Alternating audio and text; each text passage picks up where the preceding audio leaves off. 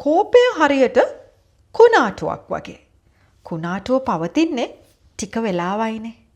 නමුත් එය ගියාට පස්සේ සිදුවී ඇති විනාශය අතිමහත්. ඒක හදන්න අවුරුදු ගණන් යන්න පුළුවන්. ඔබ අවුරුදු ගණනක් තිස්සේ ගොඩනැගූ විශ්වාසය එක තත්පරයකින් කෝපයෙන් බිඳ වැටෙන්න පුළුවන්. වචනයක් කියන්න ගත වෙන්නේ තත්පරයයි. නමුත් ඒ වචන නිසා ඇතිවන තුවාලය සුව වෙන ජීවිත කාලෙම යන්න පුළුවන්. ඔබට තරහ ගිය විට පිළිතුරු දීමට ඉක්මන් වෙන්න එපා.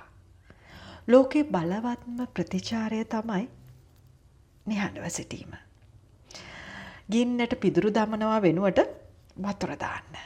ඒ වතුර තමයි ඉවසීම කියන්නේ. මතක තබා ගන්න. తాවකාලික හැඟීමක් මත ස්ථීර තීරණ ගන්න එපා.